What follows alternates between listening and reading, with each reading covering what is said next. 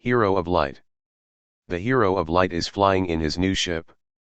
With my light of adaptivity I can see the everything that us owned by the enemy. A black light stayed on items that are tainted.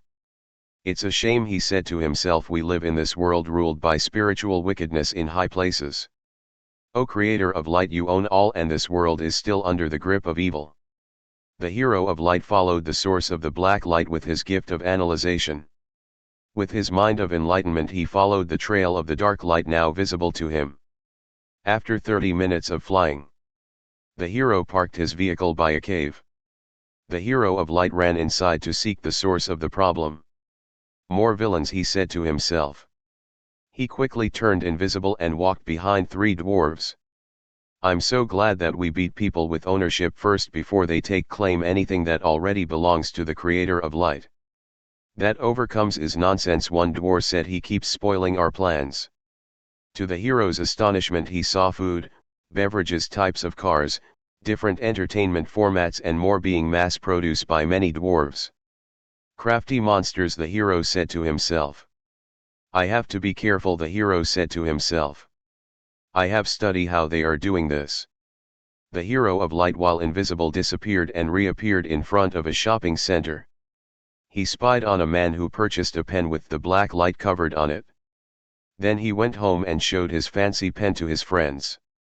When he slept, dwarves appeared in his room, then they turned ghostly to try to possess him. The Hero of Light appeared in his room. It's the Hero of Light, one of the dwarves said. They charged at the man, but they automatically blew up by their own evil intent. He then looked down at the pen on the young man's table. When he picked it up, the black light disappeared.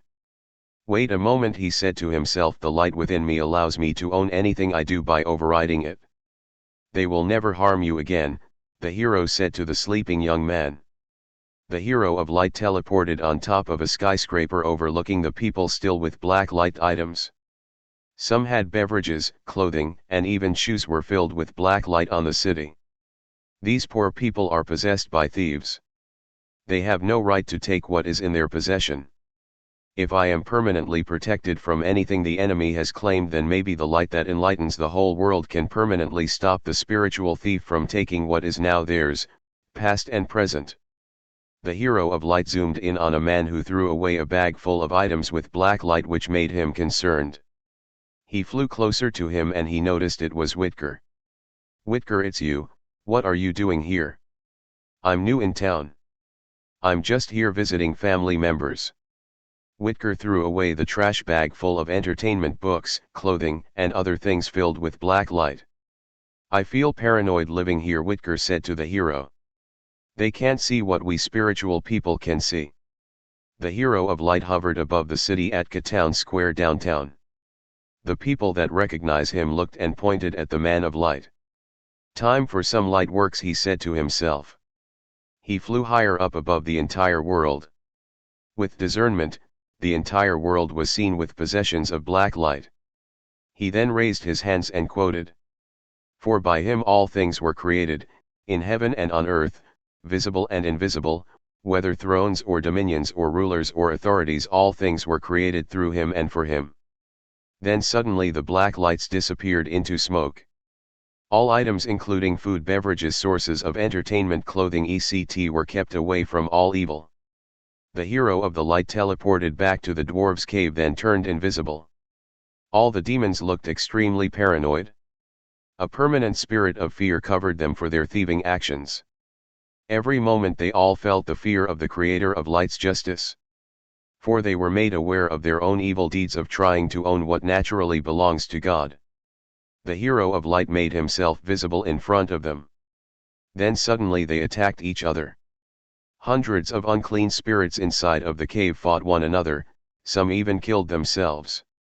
Now I see now, my light will never let my foes let them own my peace even the slightest. I have permanent advantage over all evil spirits.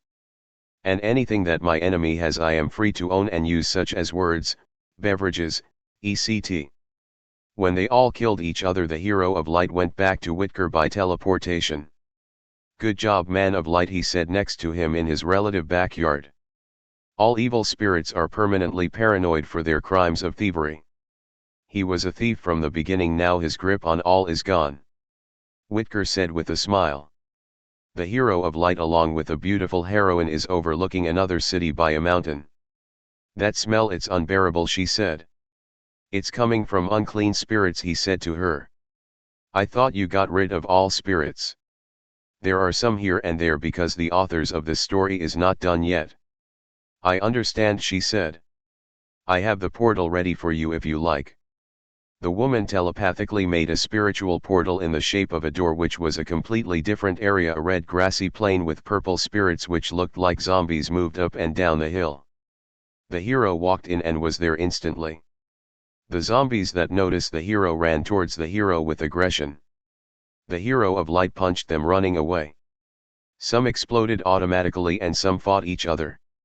After 5 minutes of watching them kill each other, the hero flew to a stone castle that was black further down. It was covered with black smoke which seemed to have reached to the top of the stratosphere. The hero of light ran and burned the door with his mind. The castle smelled like rotten eggs, but he endured it and flew through the building which looked like a factory. How did you get in here? A man with a skull head with red eyes looked at him curiously. His limb exploded, then it grew back. How are you still alive? The hero asked. Then the head got mad and his own aggression blew his limb off again. It's your own evil that haunts you, the hero said. Okay, I'll tell you. We cover people with death sentences by our smell. How so, he asked. We cover the people with depression and suicidal thoughts and sickness such as diseases by our smell. But that's wicked, the hero replied. Yes, but it is the truth. You see, we unclean spirits desire to kill any human because it is our instinct. I am the leader of the unclean spirits known as death. Your rotten mouth of wickedness will follow you eternity and all unclean spirits. The hero of light blew up the demon by his own shadow. Then flew back out the portal. The smell, it still lingers. The hero of light flooded the whole city with white sprinkles. By manipulating light, all of a sudden the zombie-like creatures that were a part of the smell appeared out of every place. So they've been hiding in their own smell, he said to himself. Everyone in the city smelled fragrance from this mysterious light which resembled water that sprinkled. And the supernatural sprinkles engulfed the hero's entire body. My light of adaptation, my best trump card, he said to himself. Then more zombies that was hiding from within the smell ran from the hero's body, smelling terrible beyond comprehension. We can smell our own wickedness, the demon said, running away. I am eternally clean from your wickedness by the water of life. The hero of light shouted back to them.